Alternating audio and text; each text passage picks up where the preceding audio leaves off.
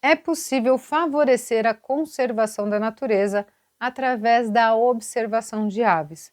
É claro que não basta a gente apenas apreciar e fazer fotos lindas, e nessa aula introdutória você vai entender melhor como que é esse jeito de observar aves que faz a conservação da natureza acontecer. E eu organizo esse jeito em 4 fases, que eu chamo de os 4 P's da ornitologia da conservação. Tem a pré-passarinhada, a passarinhada, a pós-passarinhada e o pró-conservação. A fase do P1, a pré-passarinhada, é um momento que você vai entender melhor as variáveis que envolvem a identificação de aves, que você começa a despertar os seus sentidos, a entender como que você organiza os seus estudos para você passarinhar cada vez mais e melhor. Quando eu falo mais e melhor, é com relação aos resultados que a gente tem dessa prática que parece muito genuína a observação,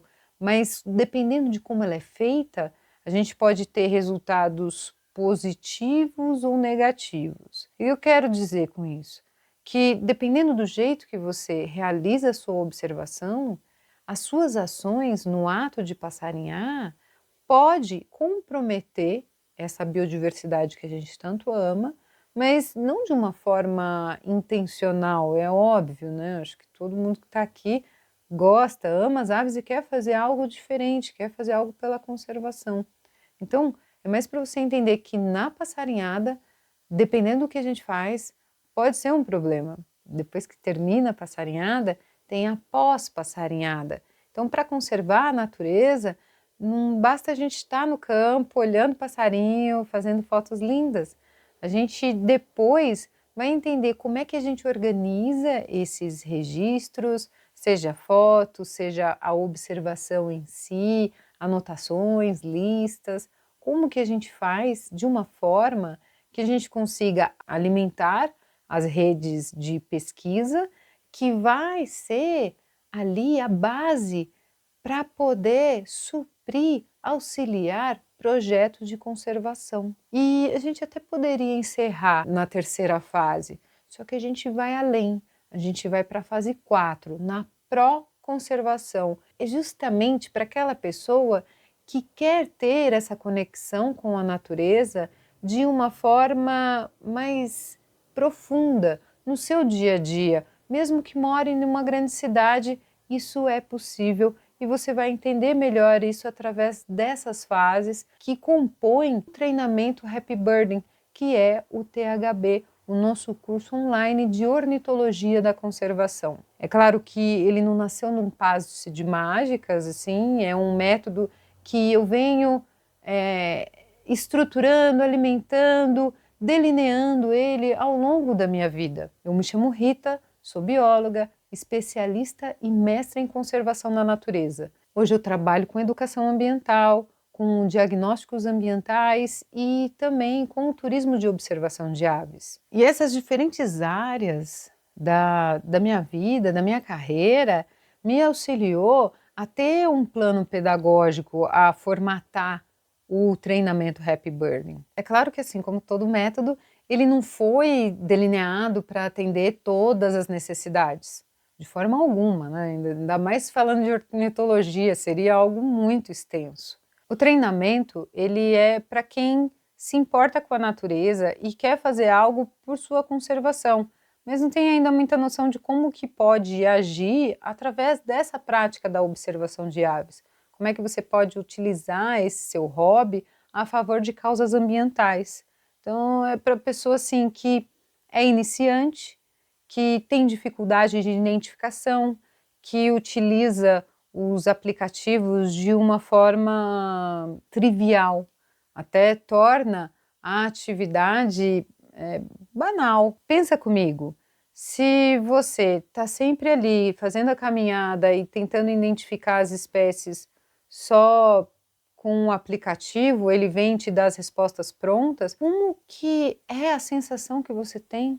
A observação de aves mesmo, o treinamento, ele é para a pessoa que quer ter esse contato, que quer ter essa autonomia na identificação, no reconhecimento das espécies, que está fazendo uma caminhada e quer saber aqueles cantos que estão à sua volta, quer ter esse tipo de conexão, quer desvendar mistérios. São para as pessoas que gostam de estudar, que quer ir além, que quer buscar conhecimento. E você busca esse conhecimento justamente para poder entender como que se dá essas relações entre ambiente e seres vivos, seja como um hobby ou para você que pensa em se profissionalizar, caso você queira trabalhar com turismo de observação de aves, com levantamentos de avifauna, se você quer ter a educação ambiental, se você quer deixar suas aulas mais atrativas. Se esse é o seu caso, eu tenho certeza que o tempo que nós vamos passar hoje aqui nessa aula introdutória será muito benéfico para você, já que você vai ter uma introdução com quem vive isso na prática. Mas pode ser que você esteja em um outro momento da sua vida, então eu vou enfatizar agora para quem não é esse treinamento. No caso, se você tem aves como pet, se você quer entender o comportamento das aves que vivem em cativeiro, esse curso não vai te atender, porque isso já é uma outra linha da ornitologia. E eu preciso te alertar que caso você seja da área da fotografia, você pensa mesmo na qualidade da foto, não necessariamente ao bem-estar das aves, então pode ser que o que eu vou apresentar hoje aqui comece a causar alguns incômodos, porque o jeito de passarinhar, o jeito estilo happy birding, ele vai além, né? Não é o sucesso, ele não está alinhado às métricas de plataformas, de números, de abstrações. Os princípios da nossa proposta, eles estimulam a saúde mental, a nossa felicidade, ao respeito à avifauna e com certeza o pensamento científico. Então, se você é uma pessoa que tem uma forte ligação com a fotografia, eu recomendo que você assista essa aula com disposição para conhecer novas perspectivas sobre a observação de aves. O método que eu apresento, ele não é para quem está com o copo cheio, não é para a pessoa que banaliza a atividade e delega tudo para a inteligência artificial. Os aplicativos, eles são ferramentas, mas eles não substituem o conhecimento empírico, o conhecimento científico, a sua experiência mesmo no campo. A observação de aves, ela é muito mais do que você ter respostas prontas. Entendo que algumas pessoas, elas simplesmente não têm curiosidade, né? E acham que a passarinhada é aquele momento de sair, fotografar e é aquele evento pontual. E o que conta é o desafio ali de fotografar algo lindo, que se movimenta super rápido, tudo. Se esse for o seu caso, o plano pedagógico do THB não é para você. Por quê? A observação que a gente leva e que a gente estimula, ela não se reduz à abstração dos números nas redes sociais. E até por isso que o THB ele não é para a pessoa que só quer a resposta que ave que é. Se você busca só uma resposta, tem os aplicativos que já vão te passar isso, né? Às vezes você quer saber que ave que é só para você postar lá nas redes. E tá tudo bem, né? Se você quer seguir essa forma de observação, tá tudo bem. Mas o THB, ele estimula mesmo essa parte mais profunda, né? Que a mágica, ela começa a acontecer quando você consegue identificar as espécies por conta própria. Você tem ali os seus sentidos super apurados, né? Eles estão ativos, você sente a proximidade com a ave através do canto. Às vezes a ave está cantando longe, mas você reconhecer aquela espécie e fala, nossa, o acauã tá ali na outra serra.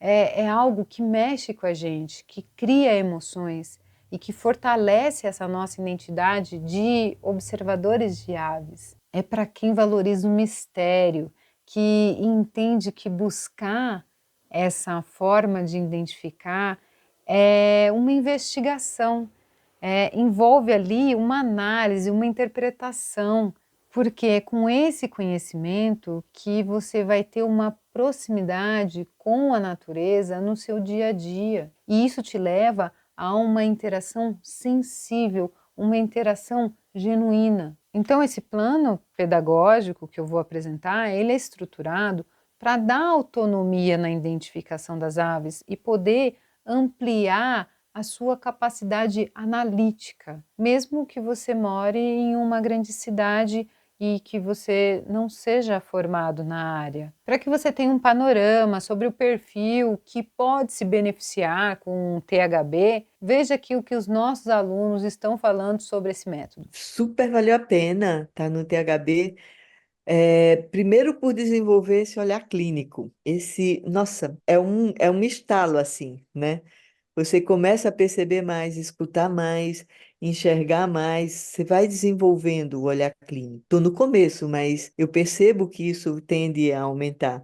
E isso tende a aumentar não somente aqui, quando eu estou no sítio, quando eu estou no ambiente mais, mas até na cidade, né? Coisa que eu não fazia antes. Eu saía do trabalho e andava, ia para o meu carro e tal. Agora eu saio do trabalho, fim de tarde, hora da passarinhadinha da tarde, né, assim. E aí eu fico olhando as árvores, vejo os passarinhos, vejo quem tá lá, vejo quem tá cantando. É muito interessante. E aí cria uma coisa na gente, um sentimento tipo, eu tô aqui, sabe? Eu tô aqui nesse mundo, eu tô aqui nessa vida, eu faço parte disso aqui. Esse sentimento eu acho que é extremamente terapêutico, né? Eu acho Olha, que é bom para a saúde de todas as pessoas, né? É o sentimento de pertencimento, que eu acho que a gente, como ser humano, a gente vem perdendo muito disso, né? A gente vem uma vida cada vez mais prática, mais de usufruir, mais de, sabe, fazer,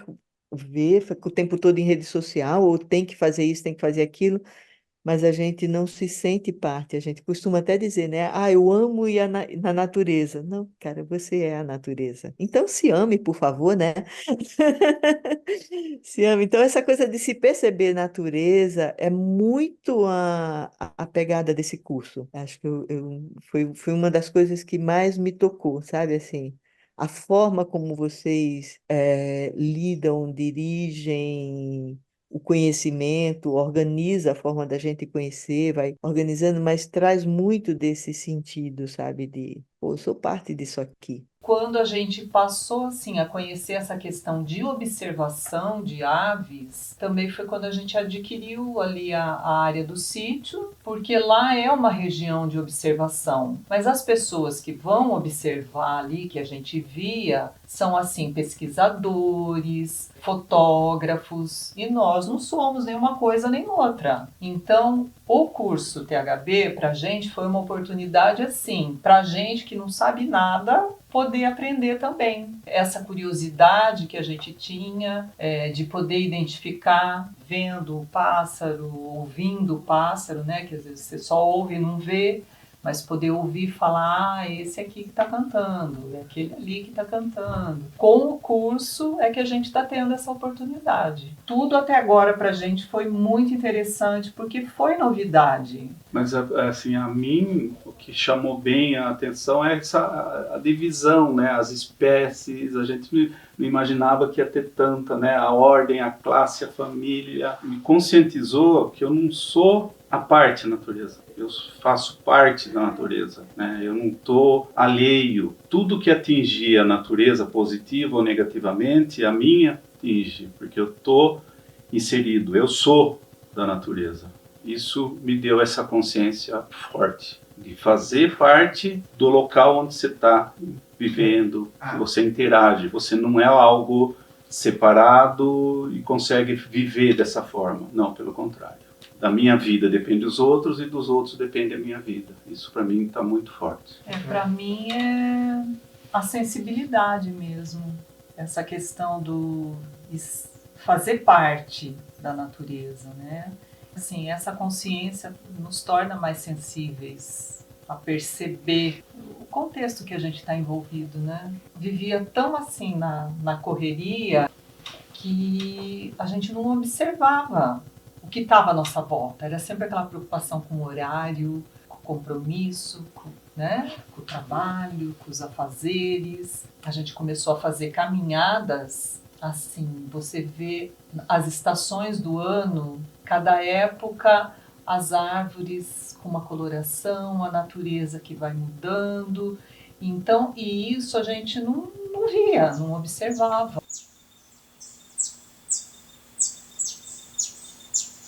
Você percebe que eles também queriam aprender a identificar, a observar aves, mas eles nem sabiam por onde começar? E eu também não. Quando eu comecei, eu não tinha ideia. E olha que assim, eu já estava finalizando o mestrado na área de conservação da natureza. E nesse momento, eu vivia em um lugar já turístico, que tinha muitas trilhas, um lugar lindo, com muita biodiversidade. Só que ninguém trabalhava com ecoturismo. Como eu vi que existia essa lacuna, eu pensei, pô, eu posso trabalhar com a educação ambiental de uma forma lúdica, através dos passeios, através do turismo. Foi aí que eu comecei, em 2015. Mas eu era totalmente leiga sobre pássaros. Eu já sabia ler uma floresta diante das pessoas, entendia muito sobre reconhecimento de plantas, de fungos, mas não tinha noção sobre passarinhos, assim. Eu achava super difícil, porque os piados pareciam muito parecidos, os chamados, os cantos.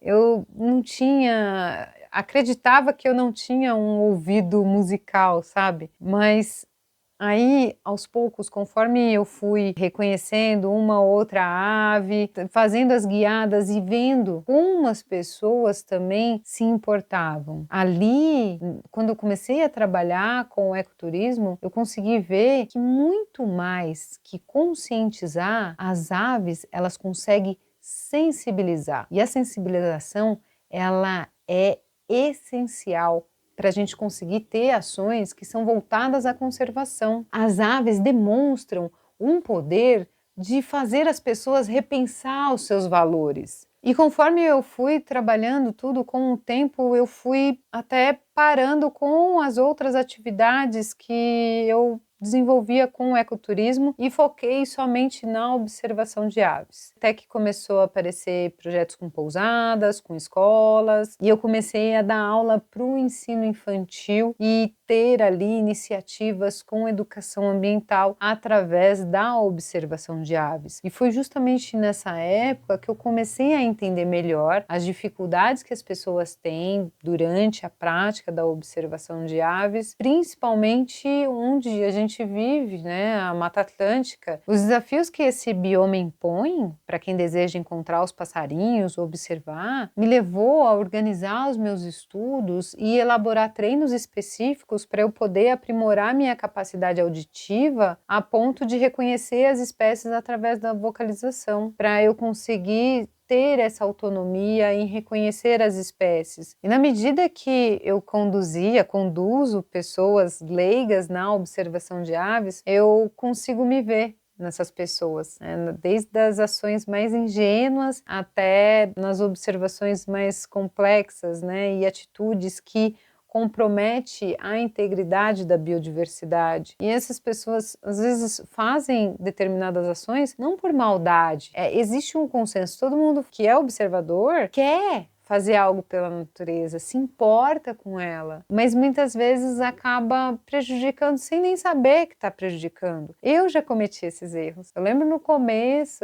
colocava playback, os bichos vinham dando rasante, e eu ficava assim, uau, que demais, que conexão, né? Mas nem imaginava os resultados que poderiam causar ali aquelas aves que estavam num nível de estresse muito elevado, muito alto. Mas eu não tinha essa noção, eu não tinha essa percepção. E isso foi essencial para eu poder elaborar esse treinamento. O THB, ele é um método onde a gente ensina a ornitologia com foco em conservação da natureza através de um estilo de vida que também preserva o nosso bem-estar ao passarinhar, porque a jornada é a recompensa em si. A gente não pensa no resultado para ser alcançado, mas sim a gente curtir todas as fases, todos os momentos, desde o P1 até o P4. Afinal, essa conexão com as aves é algo envolvente, que potencializa os nossos sentidos.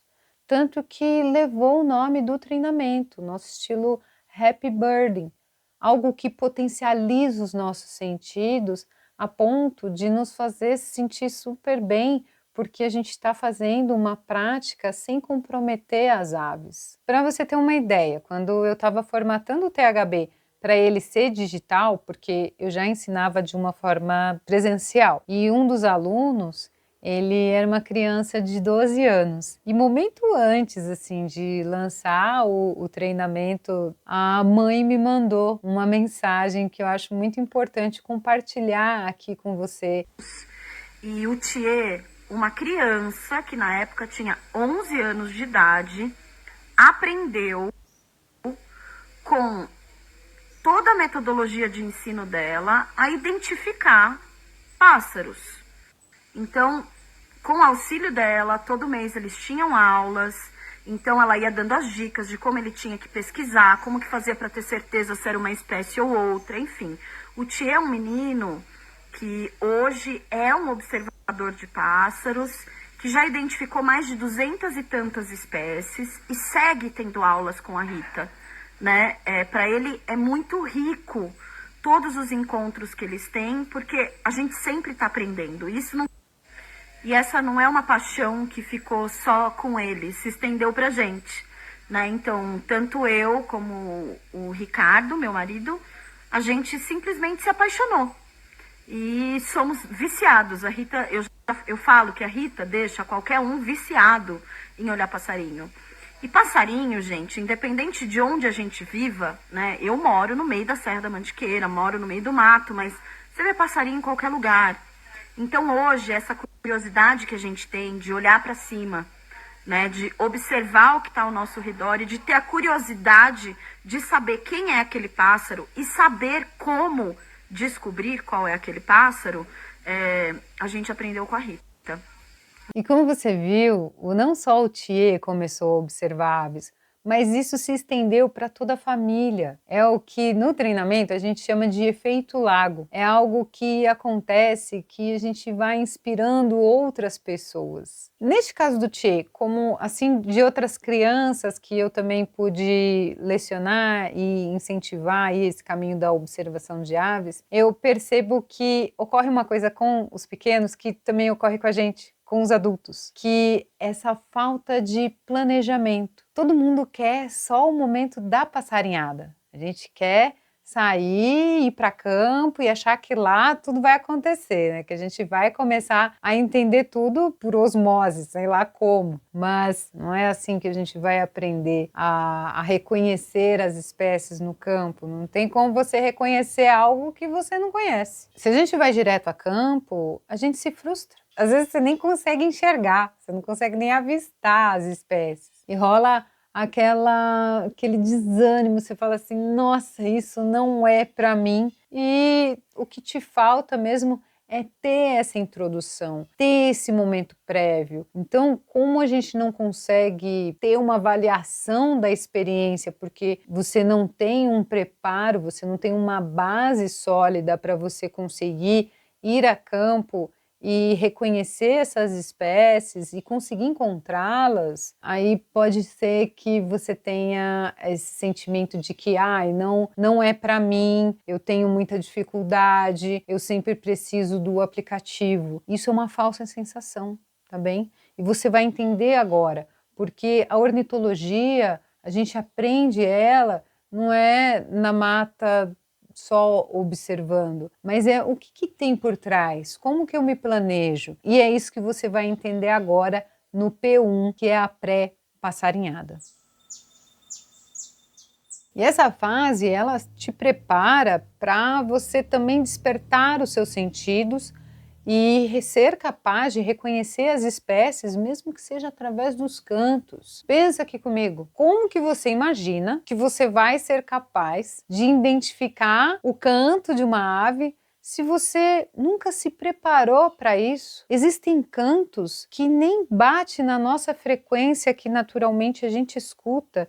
Então você precisa refinar esse sentido da audição, você precisa aprender a escutar. Como que você envia um sinal para o seu cérebro se você ainda está anestesiado, se você não tem essa capacidade perceptiva? E essa fase do pré-passarinhar vai te ajudar justamente a educar os seus sentidos, para você ser capaz de perceber a ave chegando e conseguir reconhecer a espécie. Por isso que eu falo que antes de qualquer compra de livro, de equipamento, de binóculo, é extremamente extremamente importante você estimular os seus sentidos, começar a refiná-los, a tornar eles mais aguçados. Eu sei que pode parecer óbvio, mas não é. Ver é diferente de enxergar. Enxergar envolve análise, envolve você parar e observar determinadas situações que passa despercebida para a maioria das pessoas. Ver é algo mecânico, é algo que você abriu os olhos, está vendo, mas enxergar é um outro processo. Envolve uma intenção. Por exemplo, olha essas beija-flores aqui. Elas são semelhantes, mas são diferentes. Considerando aqui que as duas estão no mesmo habitat e você precisa apenas comparar as duas imagens, para onde que você vai dedicar a sua atenção? Qual que é a hierarquia do que você vai analisar? Isso considerando apenas assim o aspecto morfológico, né, dessas duas aves, dessas duas espécies. Para onde você vai direcionar o seu olhar? E a mesma coisa acontece entre ouvir e escutar. Ouvir é um ato passivo. É fácil de entender isso. Você está ouvindo uma música, está no meio de uma palestra ou num podcast, até mesmo nessa aula, às vezes você não está se dando conta da informação que chega até você. Você está ouvindo, a coisa está ligada ali, igual a professora do Charlie Brown, né? E o escutar, ele é diferente. O escutar, ele tem a mesma situação do enxergar, sabe? Ele é um processo ativo. Você tem consciência, você está ali prestando atenção, conseguindo conectar as informações para entender tudo isso, esses dados que está chegando através aí dos seus ouvidos. Eu tenho certeza que até mesmo nessa aula vai ter gente que vai estar só ouvindo, vai estar fazendo um monte de coisa ao mesmo tempo, e outras estarão aqui comigo, anotando, refletindo, parando, pausando e fazendo as suas anotações ali, porque isso é o escutar. É você ter a capacidade de interpretar essas informações que chegam até você. E para quem deseja reconhecer e identificar as aves através dos cantos, aprender a escutar e como escutar é essencial. E cada ambiente que você for vai ter uma paisagem completamente diferente, porque você vai começar a associar paisagens sonoras na sua cabeça. Então, não vai ser só aquela coisa visual, você vai ter os sons chegando até você. E quando você aprende a reconhecer esses padrões, você começa a entender como que envolve a escuta dos cantos para você conseguir identificar as espécies e reconhecê-las, você começa a ter uma outra relação com o ambiente. Se você ignora a paisagem sonora, você está levantando barreiras para a própria prática. Como é que você vai saber de onde está vindo esses cantos, como eles estão estruturados, quantas espécies tem cantando ao mesmo tempo? Por isso que saber analisar os sons é algo indispensável para você conseguir reconhecer as espécies através dos cantos. Para você ter uma ideia, eu trabalho com a observação de aves e o público que eu atendo hoje em dia, assim, majoritariamente é iniciante. São pessoas que nem sequer nunca participaram, nunca praticaram a observação de aves de uma forma conduzida nas suas vidas. Essa galera chega e fica super empolgada, né? Caramba, tem tudo isso de espécies, que legal, tudo, mas ao mesmo tempo rola um pesar. Fala assim, poxa, eu não tenho tudo isso lá onde eu moro. Então, onde que você mora? Me fala um parque que você frequenta. E aí eu vou lá e mostro para a pessoa. Falo, olha, tem tudo isso daqui de espécies onde você frequenta. Nossa, tudo isso, meu, é unânime. As pessoas ficam assim, cara, não acredito. Mas isso porque elas nos despertam sentidos. Tá tão anestesiado, vivendo na correria do dia a dia, que não percebe os sons que estão ao seu redor. E não só lá, aqui mesmo onde a gente mora, eu estava numa livraria conversando com uma senhora que é professora de yoga. Ela falou assim, nossa, mas você trabalha com observação de aves? Que nem tem tantas espécies assim, eu vejo um tucano lá em casa. vejo uma ou outra ave, não tem tanto, né? Aí eu mostrei para ela, onde a senhora mora é mais de 150 espécies ali num caminho de 1 quilômetro, 2 quilômetros. E ela ficou assim, nossa, mas tudo isso? E olha que assim, é uma pessoa que tem ali uma certa afinidade para conseguir acalmar a mente e tentar ouvir. E ouvir, como eu já falei, é diferente de escutar.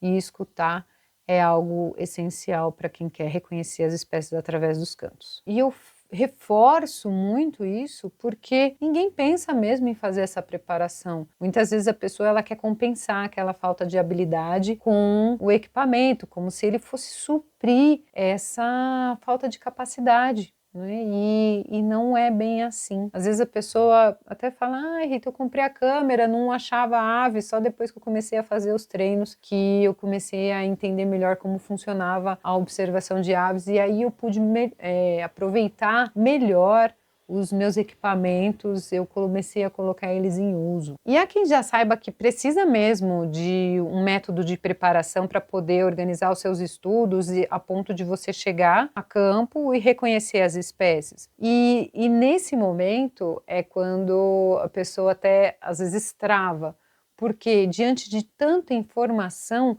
que ela faz com tudo isso? Por onde que ela começa? Qual que é a direção que ela precisa tomar? Por isso que a gente entrega a bússola passarinheira, que é um método onde a gente otimiza os seus estudos de uma forma que você não vai ficar perdendo tempo. E essa metodologia, ela é variável de acordo com o ponto de referência que você quer observar as aves. Então, pode ser que seja para você observar as aves de onde você mora, ou se você quer de repente, elaborar uma viagem, planejar uma viagem, você consegue utilizar essa metodologia também para esse local. Pode ser que você também queira planejar aí roteiros turísticos, trabalhar com a observação de aves, e aí você consegue, a partir dessa metodologia da bússola passarinheira, ter essa direção, saber como que você faz esses estudos, é essencial para você não ficar perdido aí em tanta informação. Já na fase de diferenciar as espécies, o que a maioria faz é ficar comparando as imagens como se fosse um jogo de 7 erros, só que sem ter nem noção do que é a morfologia e quais são as variáveis que influencia essa coisa da identificação. Porque às vezes não é porque uma espécie é diferente da outra que serão espécies diferentes, né? Pode ser que seja filhote, pode ser que seja uma mutação genética, tem muitas variáveis associadas a isso. Então, a identificação das aves, ela é uma ciência, né? E para você reconhecer as espécies, é necessário um método. É algo que na filosofia, na ciência e na educação, nós chamamos de epistemologia. Não é complicado, mas é simples, é a teoria do conhecimento. Como que você vai ter essa teoria sistematizada de uma forma sólida, que ela pode ser replicada em diferentes situações, em diferentes contextos. Sem uma teoria de conhecimento aplicada à ornitologia, você vai tentar, inevitavelmente, compensar a falta do saber em equipamentos que não vão te ajudar a avançar mais na atividade. E a maior consequência disso, né, da pessoa não se preparar antes de querer passarinhar, é que ela tem um proveito mínimo da atividade. É claro que cada um escolhe o caminho que quer seguir. Se você quer seguir aí na compra de equipamento logo no começo, está tudo bem. Só que se o seu objetivo é compreender a avifauna, o que eu recomendo é você desenvolver habilidades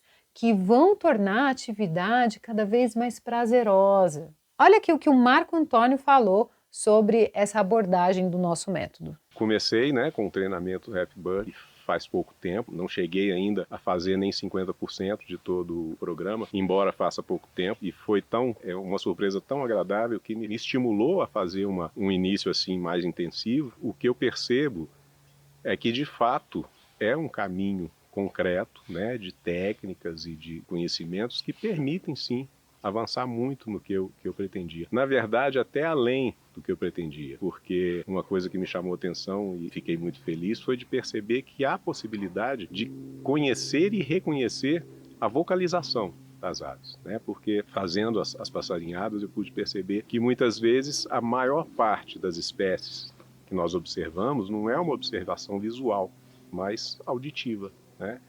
E eu não imaginava que fosse possível educar a minha audição para ouvir tudo aquilo e até um momento identificar. E realmente eu comecei a empregar algumas das técnicas ainda em fase inicial e confio plenamente de que eu vou conseguir, com o tempo, alcançar um estágio talvez até mais além do que eu pretendia. Os resultados até agora são muito bons. A técnica da tabela do 7, ela me chamou muita atenção porque é uma técnica que mostra para a gente que não é nada milagroso, não é um estalar de dedos que do dia para a noite você vai adquirir aquele conhecimento. Pelo contrário, é uma técnica que faz com que você vá aos poucos, com constância, né, adquirindo um conhecimento e desenvolvendo uma habilidade que é uma coisa permanente.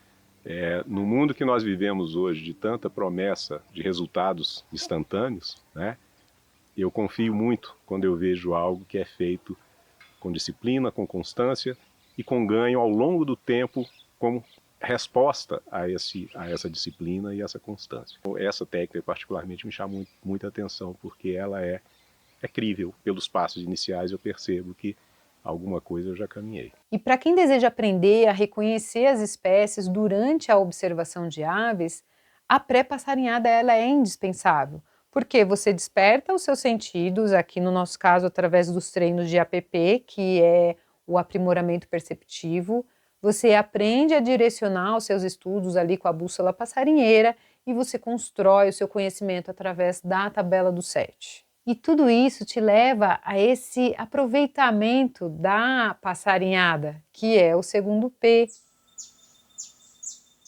É o momento mais desejado, né? Quando você desfruta a experiência, aquela hora assim que você vai ver aquela espécie que você gostaria de encontrar e que antes mesmo de entrar para o THB você nem sabia que existia, ou quando simplesmente acontece do encontro, né? A beleza do inesperado se revela ali diante de você, de seus olhos, né? E esses encontros com as aves que você nem está esperando, de repente, nossa, uma primavera ali, são esses encontros que vão te preencher, vão te trazer todo o sentimento de pertencimento, de existir e de viver. Só que existe uma baita armadilha nesse momento, que está em alta hoje por causa da tecnologia.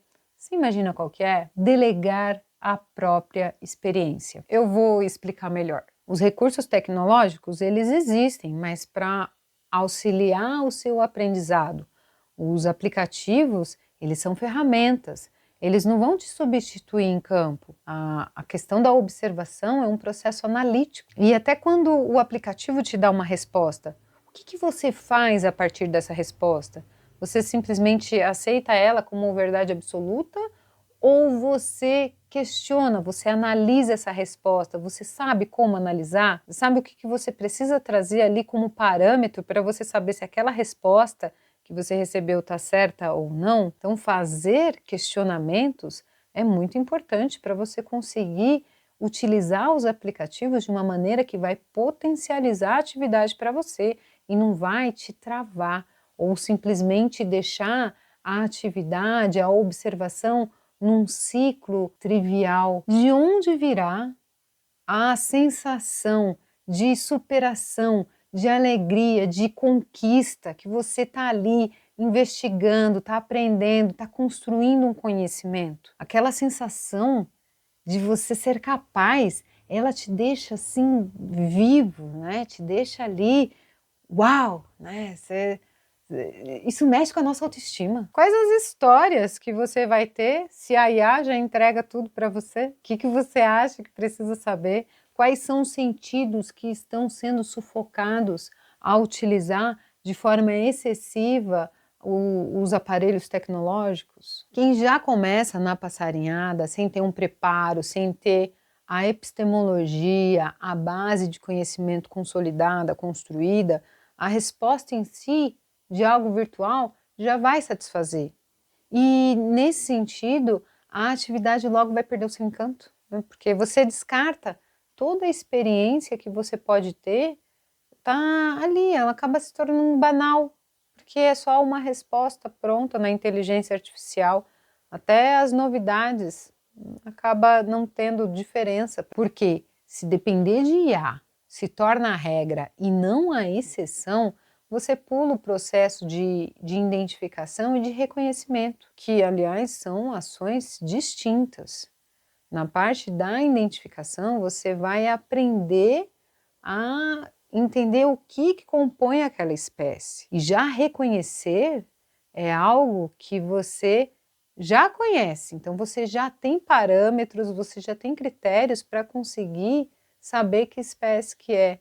Eu vou explicar melhor isso daqui. As pessoas elas já querem aprender a identificar as aves diretamente no campo. Só que no campo a gente reconhece, porque na fase da pré-passarinhada você está construindo um conhecimento, você está adquirindo uma bagagem para quando você estiver no campo, por mais que às vezes você não saiba que espécie que é, você já tem uma noção do grupo e ali você vai afunilando, você vai filtrando o seu conhecimento até você conseguir saber que ave que é. Para você que está no começo e você não conhece as características das espécies da sua região, entenda que não é na passarinhada que você vai identificar as aves.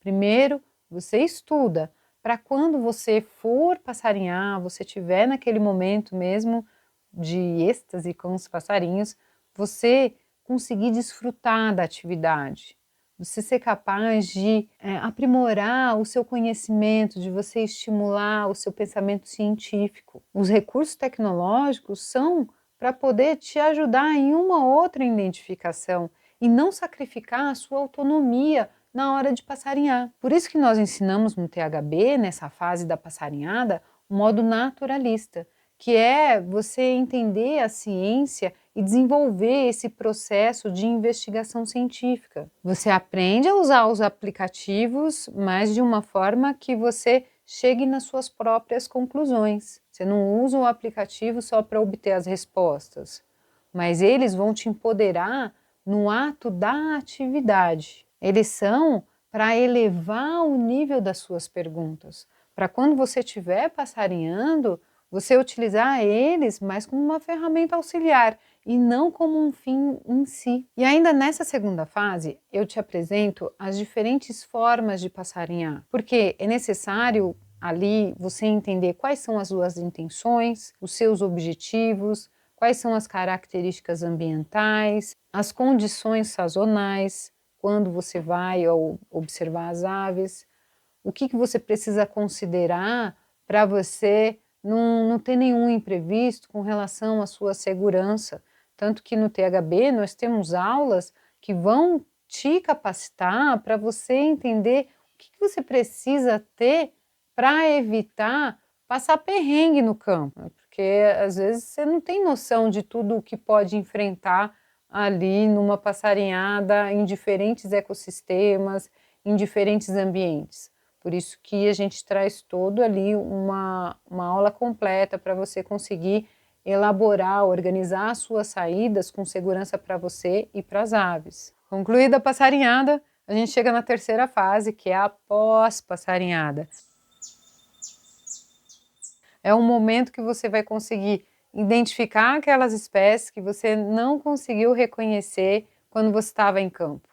É aquela hora que você vai conseguir organizar os seus registros, montar um portfólio e até mesmo ter ali um histórico das suas experiências e você ter a facilidade de consultar quando você precisar. E é muito bacana que você começa a acompanhar os movimentos migratórios, você começa a reconhecer espécies em lugares, momentos assim que você nem esperava e você encontra uma ave ali, são aqueles encontros assim inesperados, são aquelas aves que estão às vezes passando só, né? Não é aquela ave que vive, que é residente no seu local. E é nessa fase que você estende a sua experiência com a observação de aves com um envolvimento direto com a ciência cidadã. É uma categoria da ciência que ela é aberta, ela tem uma colaboração pública na produção do conhecimento científico que permite que qualquer pessoa contribua com o desenvolvimento de pesquisas através desses momentos que são da nossa observação e a gente acaba coletando informações em campo. E a gente organiza e envia tudo isso, essas observações, para essas plataformas de ciência cidadã. Então, essas observações, elas não são feitas de qualquer jeito, elas seguem critérios, parâmetros científicos. E é muito bacana porque isso também te auxilia a fixar o seu conhecimento. Você vai entendendo melhor como que funciona, você vai consolidando seu aprendizado. Além de tudo, você começa a organizar os seus registros. Veja aqui o que a Andréia e a Marisa, elas têm a te dizer sobre isso. Que é o erro, acho que as pessoas que não têm um pouco de conhecimento ou uma técnica cometem, porque sair pesquisando sem ter uma base, uma referência, às vezes o retorno de uma pesquisa, até mesmo na internet, pode errar. Até mesmo em ferramenta específica de reconhecimento de aves, né, que tem as ferramentas próprias, até ela retorna com uma correspondência que não é exata. As pessoas só confiar naquilo, às vezes está reportando, né, e atrapalha até o trabalho da ciência, porque para nós é um hobby, mas a gente sabe que é um hobby que acaba ajudando a ciência também. Que foi começou a nos motivar, né? A Marisa gosta muito de ciência, a gente começou a gostar muito dessa parte da biologia. E acho que motiva mais ainda, porque, igual, nós vimos hoje pela primeira vez, foi o nosso lifer, que foi o cochicho, fazendo um ninho. Então, assim, pra nós, foi gostosa a experiência, ficou vendo eles fazendo o ninho, construindo o ninho. Mas interessante é que quando nós reportarmos isso para alguém que pesquisa, que estuda, tem uma importância diferente do que a nossa, né? Para saber, então esse período tem a construção do ninho, então para poder entender os hábitos, né? Então acho que isso ajuda bastante a ciência. E aqui eu vou reforçar o quanto que é importante essa fase. Com esses dados que alimentam as plataformas de ciência cidadã, a população, ela se sente pertencente àquilo. Existe ali a promoção de uma cultura próxima da ciência e também é possível participar de decisões de políticas públicas mesmo. E esses dados, eles podem ser levados em conta para a gente poder proteger uma área ou proteger uma espécie. Eu vou dar um exemplo real do que já aconteceu aqui. Existiu uma unidade de conservação aqui na cidade vizinha, recebeu uma verba e a gestão queria fazer uma construção que era completamente desnecessária e ia impactar. Ia ter um monte de corte de árvores, tudo. Foi aí que a comunidade me chamou para poder saber o que poderia ser feito. Então, através desses dados da plataforma de ciência cidadã, eu consegui elaborar um parecer técnico e entregar para a comunidade e houve ali, foi bacana, a gente conseguiu segurar a construção de algo que seria completamente desnecessário. Consegue perceber como a ciência cidadã ela é potente?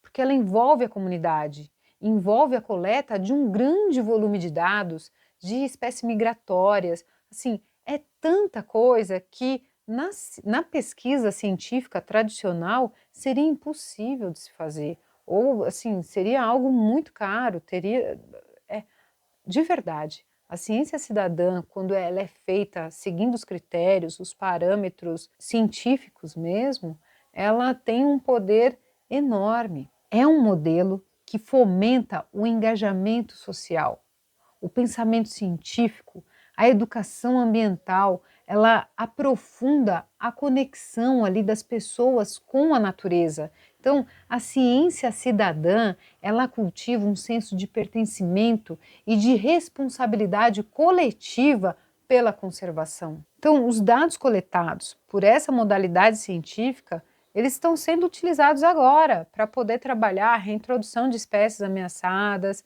e até mesmo de influenciar formulação de políticas públicas. Por isso que no terceiro P, você aprende a como organizar tudo isso de uma forma que vai ser útil para a conservação da natureza dos seus ecossistemas. Escuta com atenção o que o Rui comentou a respeito dessas ferramentas e do que ele aprendeu com o THB no uso dessas tecnologias. E o treinamento Happy Bird me deu muitas dicas, né? Otimizou muita coisa, inclusive as plataformas de ciência cidadã, o eBird, o Wikiaves, né? Entre outros, você acaba aprendendo melhor se você aprender o jeito correto de manuseá-las, né? Então, antes você já usava o eBird? Ou você ainda nem... Eu usava muito pouco, até hoje eu confesso que o eBird eu gosto de fazer listas, né? Aham. E o Wikiavis era mais para poder ver se tinha uma espécie em algum lugar ou outro, mas só para você ter uma noção, até pouco tempo atrás nem o Wikiavis eu tinha.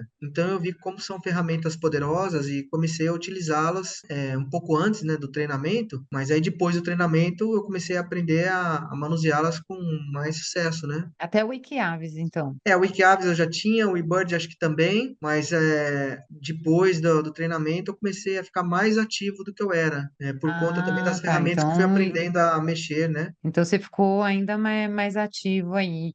E o que que te Sim. estimulou a você ficar mais ativo nessas plataformas? Foi com relação a você estar contribuindo com a ciência? Tem alguma coisa assim mais forte, É, na assim, que ver- bateu em você? na verdade são as três coisas, né? Assim que eu falo. Primeiro você vai aprender mais, ter mais conhecimento, vai melhorar nas suas passarinhadas. Segundo, você vai ter um banco de dados para saber o que você já fez ou não, né? O que você já registrou. Então, quando você voltar para o lugar, você pode comparar de repente a plumagem da ave, se é jovem, se é adulto, se bateu a mesma época do ano, se é migratória, e também ajudar a ciência, né? Porque como essas plataformas me ajudam, eu também quero ajudar outros passarinheiros a descobrirem novos lugares, né? E tornar uma comunidade que une a ciência também, né?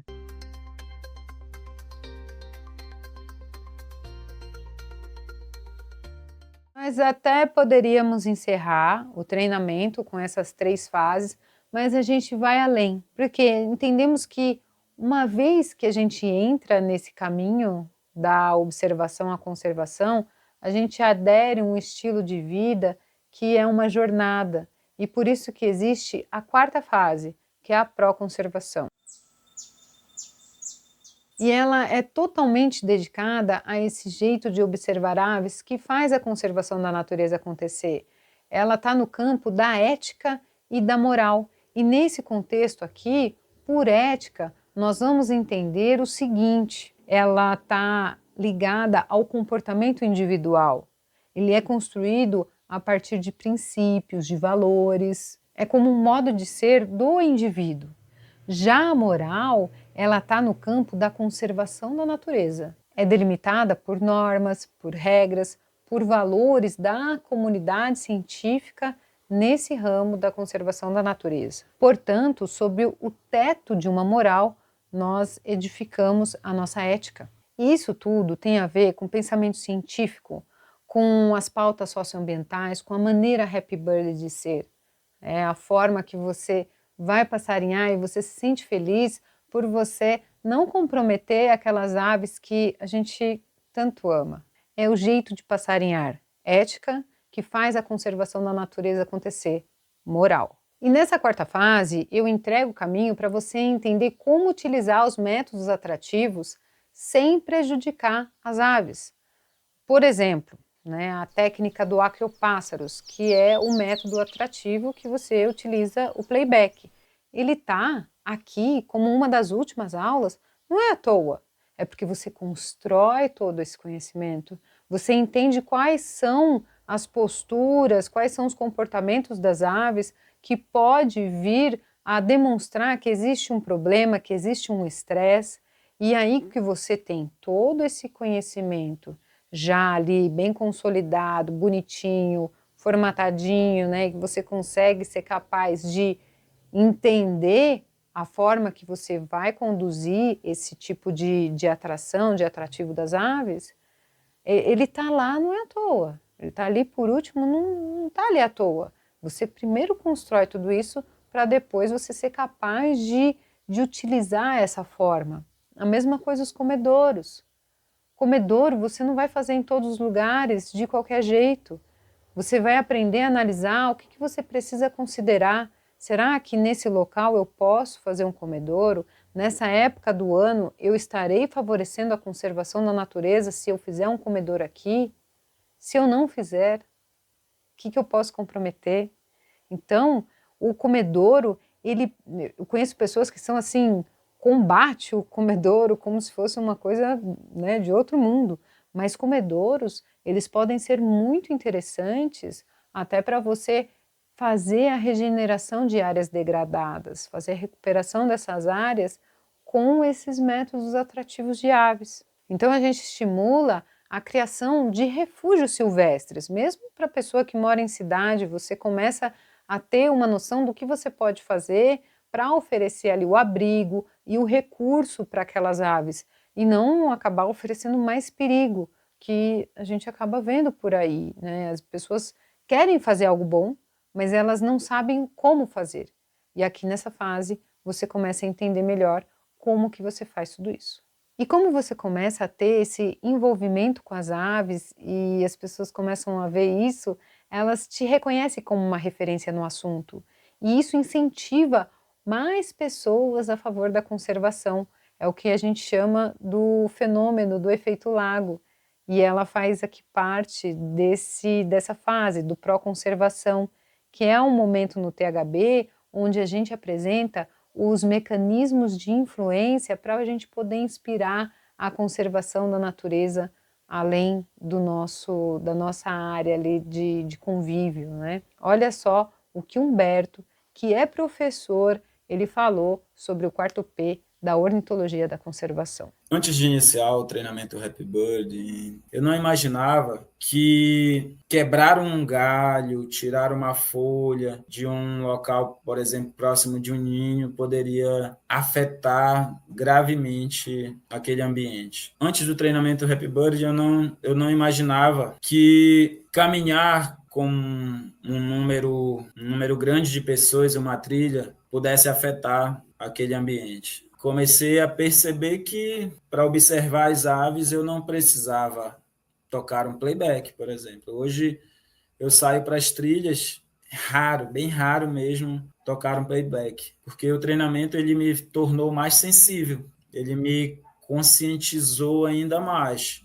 Eu não tinha esse conhecimento, ninguém me falou sobre ele antes e o treinamento Happy Bird me alertou para isso. E hoje sou um novo observador de aves. Hoje realmente eu contemplo as aves. Antes eu me preocupava apenas em fazer uma foto, em gravar um canto. Outro dia eu saí para ir observar, eu nem usei a minha câmera, algo raríssimo, de tão fascinado assim com a beleza, de como é observar apenas para contemplar a beleza que está ali. Isso é maravilhoso. O treinamento Happy Bird ajudou a entender que a conservação da natureza não é por motivo alheio à minha vida, não é apenas porque eu quero que a próxima geração desfrute dos bens que a gente tem. É porque eu sou natureza, porque eu sou apenas uma espécie nesse mundo. E ao aprender isso e compartilhar com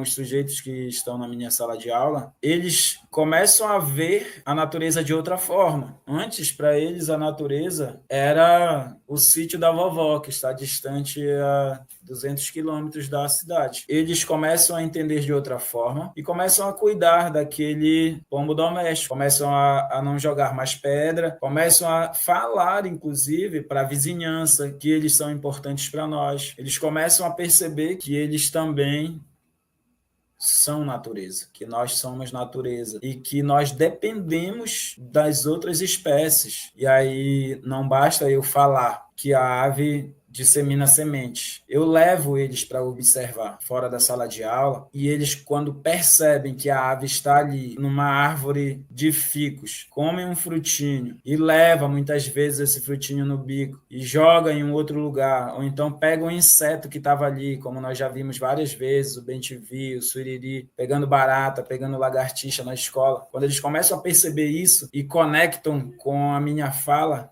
em sala de aula, eles dizem: tio, é verdade mesmo, eles estão cuidando de nós. E eles vão abrindo outras mentes, eles vão disseminando isso e fazendo o efeito lago acontecer. Você consegue perceber como que é importante ter uma pessoa contigo, ter alguém para poder te orientar, te conduzir nesse processo de descobertas? E no THB, você aprende com pessoas que estudam, com pessoas que vivem isso, que respiram a conservação da natureza através da observação de aves. E até por isso que eu alertei lá no início do vídeo, né? Não tem dica, não tem milagre, não tem fórmula mágica.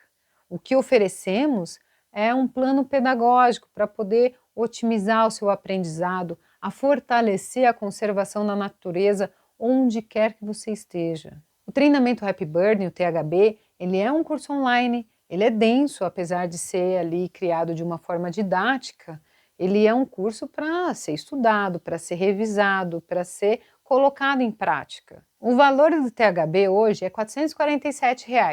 E para você iniciar essa jornada sem ter a pressão do tempo, a gente te dá 2 anos de acesso, para você poder ver e rever as aulas quantas vezes você achar necessário. E caso você tenha alguma insegurança, putz, será que esse método é para mim mesmo? Saiba que eu te dou 30 dias de garantia incondicional. Isso quer dizer que você tem 30 dias para você testar, ver se o treinamento é para você, e caso não seja, tá tudo bem, é só mandar um e-mail e falar, ó, não me adaptei. E você tem esses 30 dias para poder testar. Então, aproveita essa oportunidade, porque, para ser sincera, eu não sei até quando eu consigo segurar esse valor de 447 para te dar esse suporte durante 2 anos e ainda você poder fazer parte do grupo exclusivo dos alunos. Então, se você sente que esse é o seu momento de você se envolver mais com o meio ambiente, de você ter autonomia na identificação de aves, de você se relacionar e ter essa conexão com a conservação da natureza, clica no botão abaixo, preencha as informações que eu te espero na área de membros. Eu bem te vejo.